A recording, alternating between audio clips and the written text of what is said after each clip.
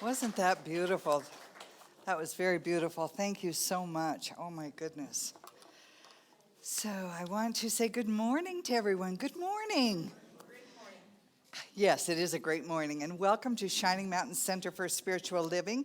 I am so happy to be here with everyone who showed up this morning and all those online who are joining us. So we're just one wonderful part of that beautiful tapestry of humanity. We are a part of that. We are an important part of that. And as we recognize that, we live from that space. So here we are together. If you're new here today, I'd like to welcome you and let you know that we always have a space for you. There's always space for you because this is the place where we say that love is spoken. But in order to speak love, we also come from that place of love. And you arrive here and we arrive here just as we are. However we are is just perfect in this moment. Because we are all part of that expression of God, whole, complete, and perfect. So welcome. I'm so happy that we're all here together this morning. Also, if you are new and you'd like to know more about our teaching and what it is, you can go online to csl.org, or if you're here in the sanctuary, we have welcome packets in the back that will tell you more about our teaching and how we contribute to a greater good for all. So also, if you would like prayer support, that is the thing we so believe in. We believe in the power of the word. We believe in the power of your mind. We believe that as we get rid of the stuff, as we move the stuff that clouds us with fear and doubt and all that stuff away and pain, as we move it away, we make that connection that's always been there on a conscious level. And we call that prayer, or we call it prayer treatment. So if you would like prayer treatment for any kind of chaos or challenge in your life, we're happy to pray about it for you. And what you'll do is you can go to the back or and fill out a prayer request. You can put your name on it if you want to. You don't have to. And what we'll do is we will pray on that and know with you and for you a higher truth, the higher truth. So if there's chaos in your life, we're going to pray that you experience harmony, ease, joy, and your greater good. So you're not ever alone. You're never alone because you're always with the presence of God, but you're also not alone on this journey. We're all doing this together to the best of our ability, aren't we? We're all standing under the shelter of each other. That's why we come together, just to be who we are in a greater and sweeter way. So, with that, I would like to again say welcome, and we'll move into our music for this morning.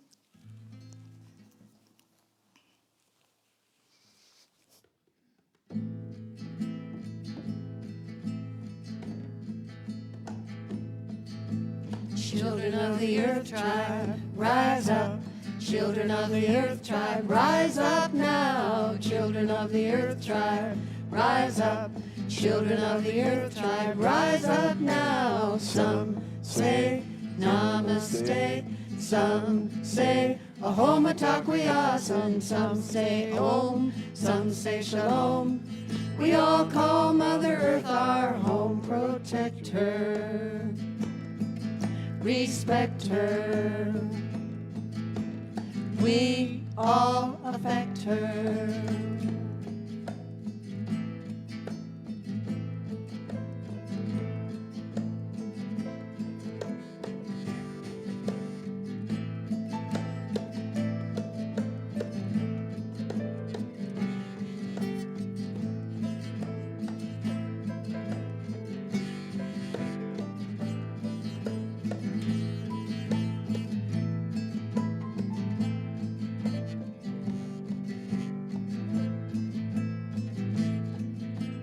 Children of the earth tribe, rise up.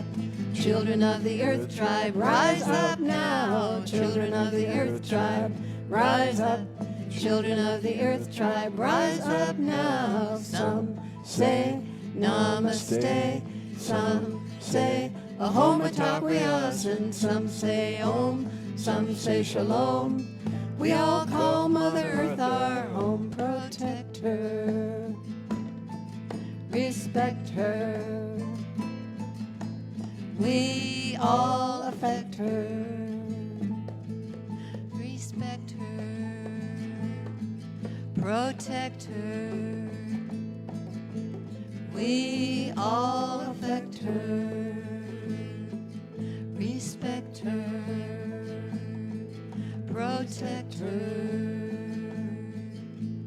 We all affect her.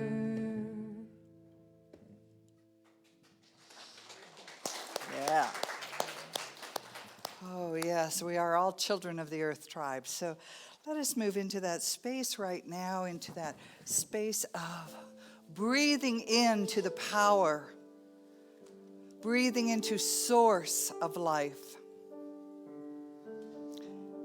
And let us recognize that we are here to not only protect Mother Earth, but to protect our children, to raise them up, to recognize them in their wholeness and their perfection. Let us recognize that it is the children that we are here to support and carry, love, and recognize their preciousness, their gifts unto the world. For they came in their wholeness and their perfection. And as we recognize that and support them and love them, we will absolutely contribute to their magnificent expression on this earth. And so as we do every Sunday, let us tell our children, we see you, who you really are, made in the image and likeness of God. We cherish you, we support you, and we love you.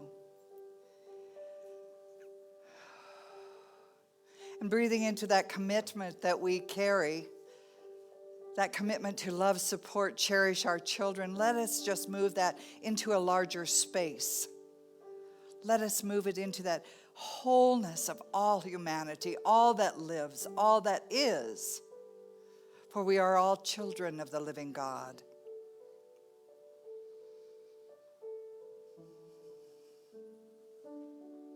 And as we recognize it, let us make this promise to ourselves, that we will no longer lie to ourselves with lies like we aren't enough, that we're poor, that we're unworthy, and that we don't belong. The lie that we have nothing to give forth that's of any value. Let us let go of those things that are not true and step into that which is the truth of us. That we are made in the image and likeness of the living God. That we are here with our gift of life to express it as our soul calls forth. For within each one of us is the wisdom for us to know that which is ours to be, that which is ours to do, that which is ours to express and to build and to create. And as we allow this wisdom, this divine self within us to express and come forth, then we do support the children of the world, all of the children of the world. Because we know that there is one life, God, and we are a part of that life. We are its expression, and it knows itself through us as itself. And so therefore we are God's perfection and light and beauty and goodness. May that be the idea that rests upon us. We are God's expression of beauty, light, goodness. We are the beloved. We are loved. And we are love. We are infinitely worthy.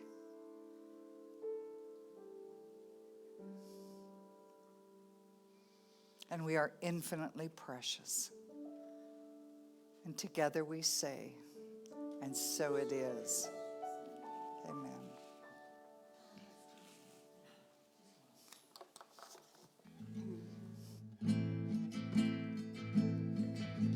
Children of the earth tribe, rise up. Children of the earth tribe, rise up now. Children of the earth tribe, rise up.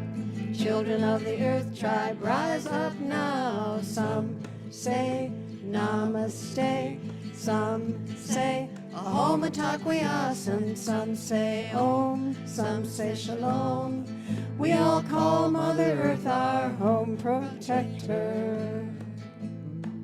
Respect her. We all affect her.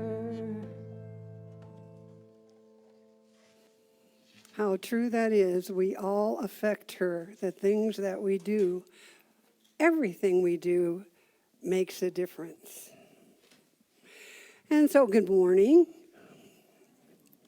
I want to thank the musicians for sharing their talent with us.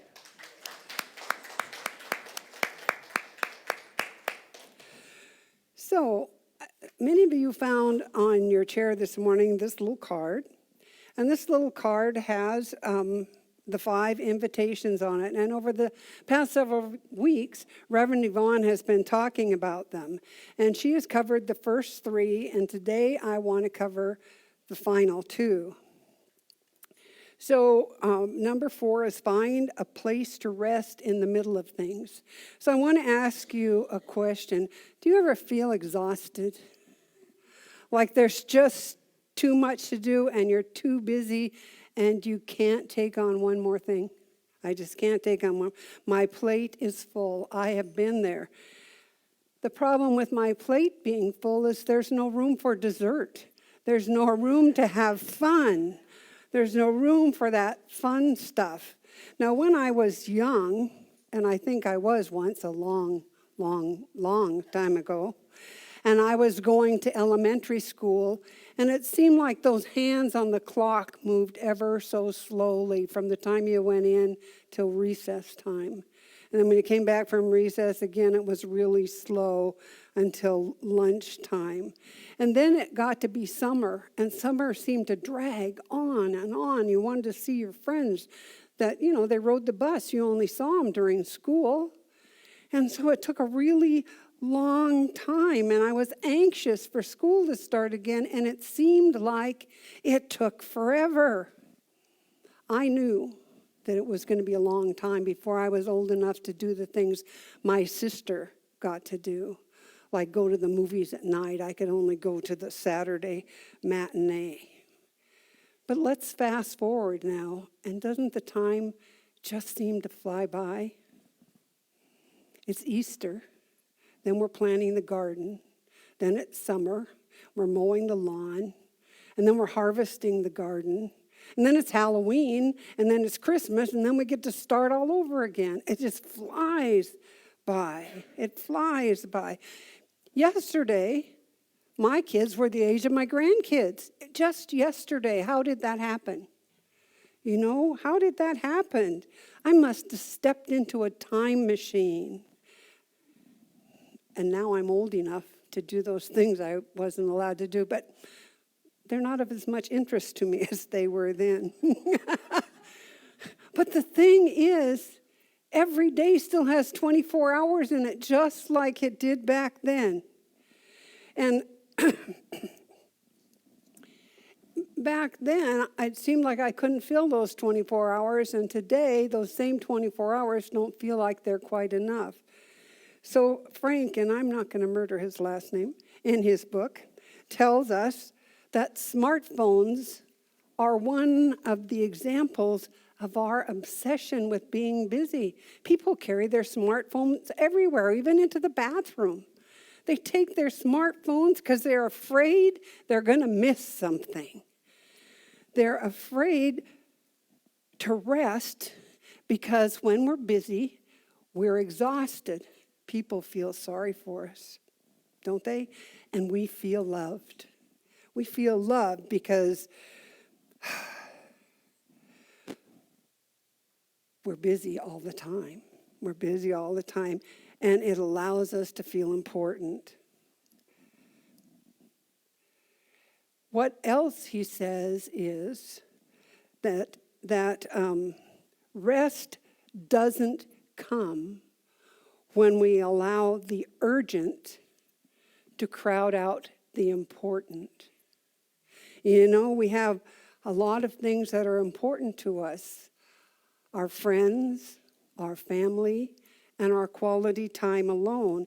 And perhaps what we could do is stop and just examine the possibilities of each moment. There's still 24 hours in every day. Mahatma Gandhi said, "I do not see the future. I am concerned with the present moment. God has given me no control over the moment following." And isn't that true for us? We have no control over what happened. We have no control over what's going to happen. We like to think we do, but what we do have control over is what we are doing in the present moment. Think about this. It is okay to rest. It's okay to rest, to really rest. Plants go dormant in the winter. Some of the animals hibernate. It's okay even to lay down and take a nap in the middle of the afternoon. I have done that recently. So we should pay attention. Pay attention to what nature would teach us, that there is a rhythm. There is a rhythm at the center of the universe, and we are not responsible for everything that happens. Now, I can't speak for the rest of you, but I know that for me, I always felt responsible for what happened with my children, that I should be able to fix it, that I should be able to make their lives better. I was trying to take away their personal choice, I guess, but what I needed to do is not to blame myself for their illnesses and not to blame myself for their mischoices, their misfortunes, because they too are always at choice. The Buddhists believe that obstacles can become the pathway to a greater, more centered way of being. When we can look at an obstacle from that place of openness, and we can see how we respond or we react, and we can choose to respond differently. What I can see is the conditioning that I had growing up from my parents and my teachers and the people I looked up to may have had some detrimental effect on how I respond to things that happen in my life. And if I can look at them with new eyes, if I can look at them differently, I can approach things in a more positive way. I can approach them in a more positive. I can train myself, and you can train yourself to enjoy the balance and to rest in the rhythm. We can do this by coming from that place within. Pascal said, "I have often said that the sole cause of man's unhappiness is that he does not know how to stay quietly in his room." So when we go to our room, we can examine all of our thoughts and all of our feelings. We go to that room within us. We can allow them to flow through us without allowing them to take control of us. I think that's where I've missed the boat sometimes, is I go with the emotion as opposed to looking at it with new eyes. When Frank Ostasecky, see, that's why I'm just calling him Frank, talks about his open heart surgery, and I can share that with him because I've had a couple. And he talks about waking up with all those tubes and hoses and the monitors and the lights and the nurses going in and out. And he's saying to himself, "Frank, you try to rest." And he said, it suddenly dawned me. I wasn't resting. I was trying. And that's the same with our spiritual life, isn't it? We're not resting in it. We're trying to find the right path. Looking and seeking and trying. That's how we all start our journey. And sometimes we move beyond that. I worked with a young man in Anchorage, and he would, let's have a set of staircases here. And he would pick this path. He'd go up the first 5 steps, and then he'd change his path. And then he'd go up the next 5 steps, and then he'd change his path. And I finally had to say to him, pick one and follow it all the way to the top. And then if you want to choose something else, that's okay. But to just do the first 5 steps and then, start over. It's going back and going back and going back over and over again. And we never really get to the meat of what it is I can only speak for me. We never really get to the meat of what it is that we're trying to do. We've got all these balls in the air at the same time, trying to balance them. We have a choice. We always have a choice. We can be open or we can be closed. Open to what is happening and allowing it to be. Allowing it to be. T.S. Eliot said, "In my end is my beginning." He talks about breath being like life. You inhale, you pause, you exhale. Every breath is like our life process. We're born, we grow, and we die. Rabbi Alan Luz suggests that the breath is the most intimate connection as humans that we have to God. It is our most intimate connection.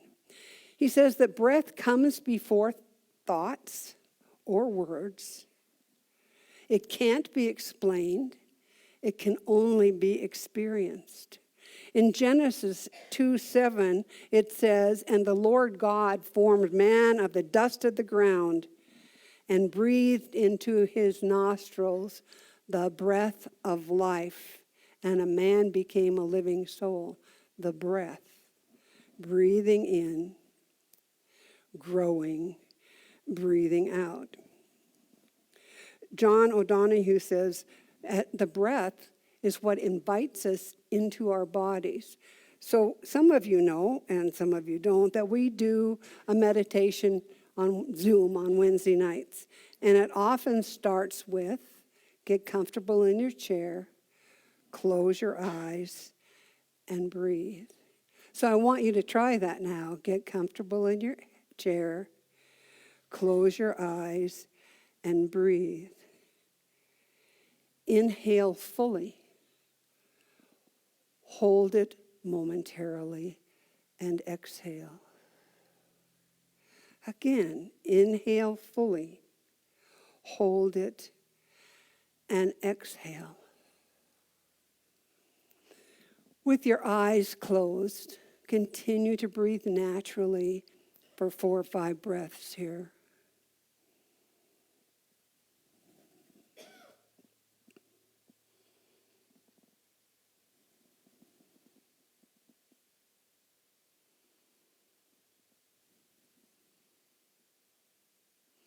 Can you feel as the tension leaves your body? Breathing consciously is truly an amazing thing. It can serve as a window to how we operate in the world, interconnected with all life. It allows us to rest in the middle of whatever is going on. And so I would like to suggest to you that you try this at another time when, that tension is. Just stop. Inhale, hold it momentarily, and exhale, and do that a few times, and allow that tension to flow from your body so you can be fully present. If we tell ourselves what we should be experiencing, we are not resting. We're working at it. We're working at it. Allow yourself to embrace it. The object is not to become a perfect meditator. The object is not to throw out the old. The object is to make friends with yourself, to be compassionate with yourself, to uncover your hidden shadows, to heal your childhood wounds, to know yourself, to rest in what is. To rest in what is. It's not a new discovery, a new suggestion.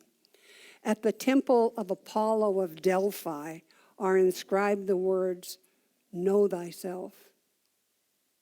Know thyself. And that should be our goal for each of us, to know ourselves.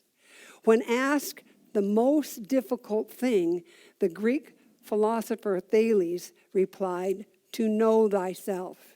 And when asked the easiest, he replied, to give advice. The knowledge of self was very prominent in the Hindu writings long before the Greek picked it up, the Greek civilization picked it up, and it is still our goal. Know thyself. So Frank tells us there are 3 types of courage that we need to have in order to live fully. The courage of the warrior, the courage of a strong heart, and the courage of vulnerability.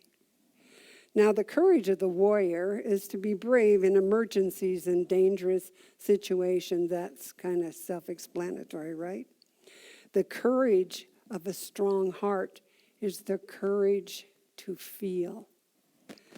Some of us, at least in my experience, some of the time, put up our armor and shut ourselves down so we don't have to feel what we think is going to be painful. So instead, let us embrace the courage of a strong heart, the courage to face what is here and what is now. The courage to face our fears. And the courage of vulnerability is not weakness, it's non-defensiveness. It allows us to be open to our experiences, wide open to our experiences. It opens the door to our essential nature. Now, I don't know about the rest of you, but I've been known to be defensive. Someone will say something and that defensiveness comes up. It's like, wait. No, just me, right? Just me that does that. But to be vulnerable and non-defensive, imagine, we do not need to fear when we realize that the basic element of who we are is never damaged, it's never sick, and it never dies. This physical thing, it may come and go, but the basic element of who we are never dies. And when we embrace that knowledge, we can rest in the middle of things, in the middle of that stuff that's going on. And so the last one is cultivate a don't know mind. Thomas Robert Dewar said, a mind is like a parachute. It doesn't work if it doesn't open. Don't know mind means that we are free to discover. We are free to look at things with fresh eyes. We are free to open our hearts. It means we can withhold judgment. Now, we were talking earlier today about dementia, and the fact of the matter is we all have memories and we lose them. And we have been losing them all along. I know when I sit with my kids and they talk about something that happened, I don't know that they all lived in the same house, because that same event happened 3 different ways and none of them were the way I remember it. So you see, we create our memories and they change and we recreate them. And each one of us approaches our memories from a different direction. It happens with my husband and I. We went out in Anchorage to this well, we didn't. He said we did. He said, remember when we went to Gwinnie's? And I said, because I had mentioned I took some people that came into Anchorage to Gwinnie's. Well, remember when I don't think that was me. I said, that must have been your other wife. Because how could I, now Gwinnie's is a real Alaskan restaurant. You walk in the front door and there's this Kodiak bear, big bear, stuffed, looking down at you. You're not going to forget going into Gwinnie's. Well, maybe I did, because he said we went there and I said I was never there with you. So, yeah, must have been your other wife. But I suppose it could have been me and I just forgot. I know that all of us remember events a little bit differently. And I read somewhere that our memory is not objective and it's not truthful, that it changes things. Our memories get rewritten and they are not always factual. We are not our memories and we are not what we think our memories are. They change, they recreate themselves. We are bigger than that. And that is why I have to admit that that is part of my don't know mind. I don't know. I just don't know. So I have a quote, and I'm from Nisargadatta Maharaja. Wisdom tells me nothing. Love tells me I am everything. Between the two, my life flows. Wisdom tells me I am nothing. Love tells me I am everything. And between the two, my life flows. So I have a story for you about two monks. Dzang saw Fan dressing in his traveling clothes and he was going to embark on a journey. And so he said to him, "Where are you going?" And Fan answered, "I don't know." And Fan said, and Dzang said, "What is the purpose of your pilgrimage?" "I don't know." And Dzang said, "Not knowing is most intimate. Not knowing is most intimate." I don't know. And it says something about our everyday life, yours and mine. Sometimes we have an exact destination. And sometimes we just kind of wander aimlessly because we don't know. When you were growing up, didn't the adults ask you, "What do you want to be when you grow up?" And I was supposed to have an answer, so you pick an answer, and I didn't become that. And then you pick another answer, and I didn't become that either. And I didn't become any of those things. Did you? Did you become the thing you told your parents you were going to be? I mean, there are a few people who do that. I was not among them because the answer changed so many times I couldn't do them all. I couldn't be a fireman and an astronaut and a doctor and all of those things. So I am more of the wandering aimlessly kind of person, allowing life to happen and letting life unfold. And I'm still not sure what I want to be when I grow up. If I grow up. So to see the sacred is not to see new things. It is to see things in a new way. The sacred is not to see new things, but to see things in a new way. Intention and attention can increase our chances of contacting the sacred. But contacting the sacred could just rise abruptly out of nowhere, out of the blue, and speak to our minds as long as our hearts and our minds are open and ready to receive. we talked about setting intentions in the spiritual practices, principles and practices class. And setting intentions helps us to accomplish a specific goal. And it causes us to focus our attention. Or we can come from the place of, I don't know. Now, it says that both birth and death can serve as portals to the sacred or not. You know, we're a choice. We're always a choice. It depends upon how we approach them. It depends upon how we, you and I, how we see them. I remember someone sharing with me that death is another form of birth.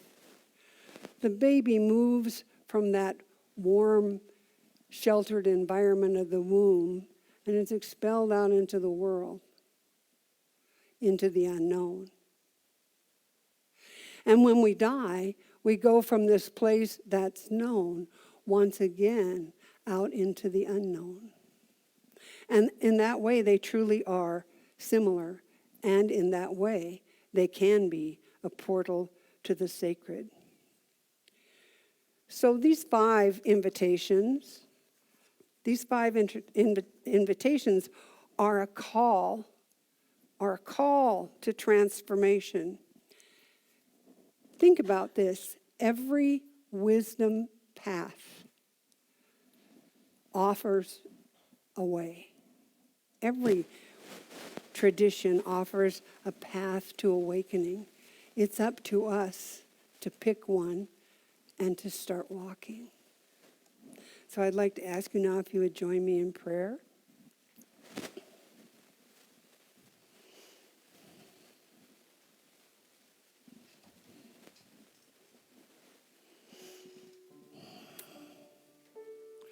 O Holy One, the One of which we are all part. It is known by many, many names. The Great Spirit, Atman, the One. I call it God. God, the good, omnipotent. God who is everywhere present, within, around, and through each and every one of us. We are one with it, one with life, one with love, one with peace and joy, one with health and wholeness. There is absolutely nothing outside of God. And so as I speak my word, I speak it knowing that as we choose our path, as we move forward in our life, we are open and receptive to what is. We learn and we grow and we are birthed and rebirthed into new experiences daily. And I'm grateful. I'm grateful to walk this path. I'm grateful for each person here who is walking their path. I'm grateful for the opportunities that present themselves to us, the ones to celebrate and the ones to grow through. Surely God is present in each and every one of them. So I release this now to the perfect working of the perfect law. Please join me in affirming, and so it is. Amen.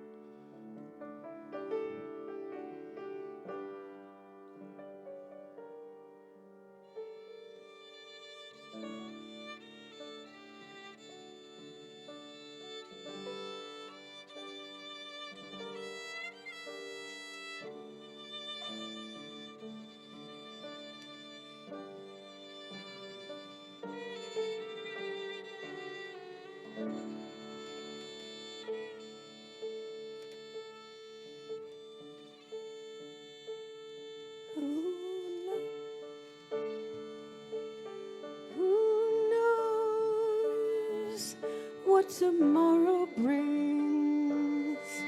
In a world, few hearts survive. All I know is the way I feel.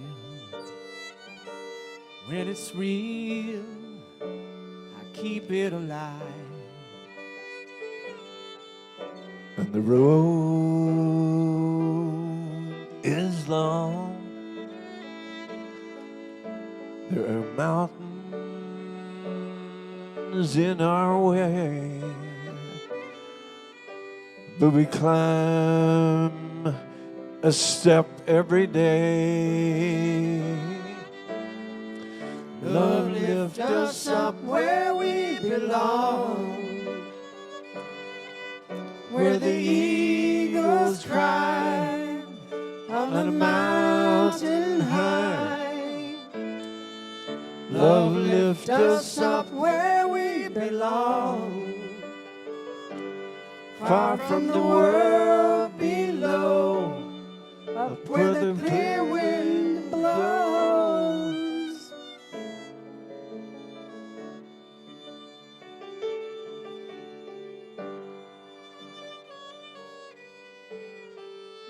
Some hang on to used to be, live their lives looking behind.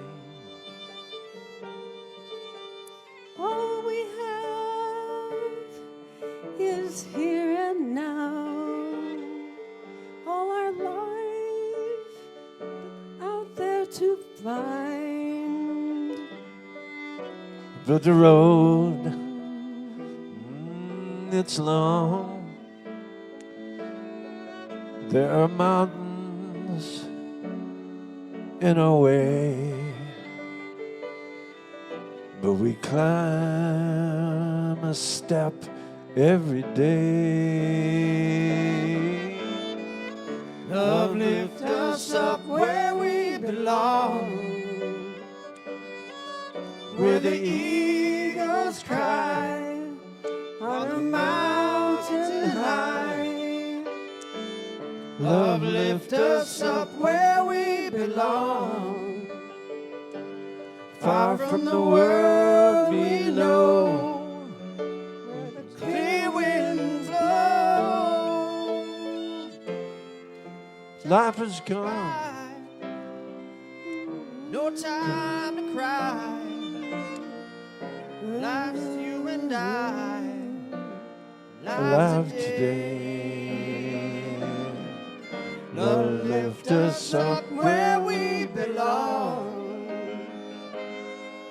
where the eagles cry on a mountain high. Love lift us up where we belong,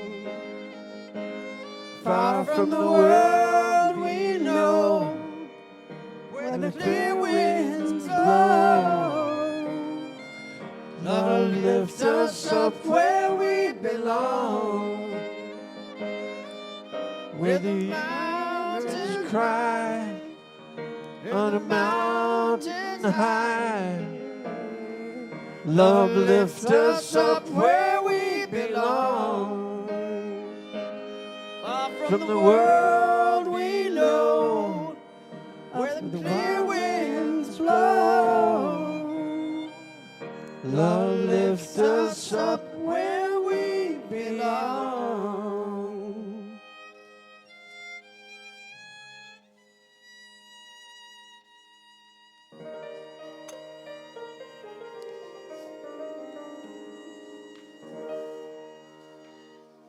Yes, yes, yes, yes, yes. Whoa, that's a message in itself. That was beautiful. Thank you so very much. Let's just breathe that in. Let's breathe that in as our truth. Love lifts us up where we belong. Wow, that makes me happy.